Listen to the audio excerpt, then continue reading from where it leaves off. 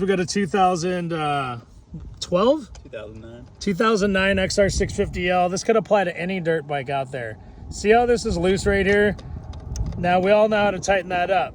Here's two choices you have. This could be steel or this could be aluminum. And aluminum ones strip out a lot easier, but if you crash and the steel one is too strong, you'll snap your shift shaft.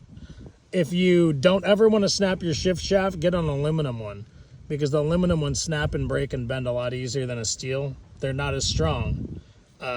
But if you carry a couple of them on the trail, you can replace a couple of aluminum ones and it usually won't ever break your shift shaft.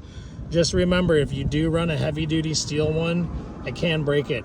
And this one has been crashed, you can see it. This little toe guard will bend in slightly, but when it bends, it'll still take your lever and bend it even more. So always be aware of that. And this one I do believe is steel.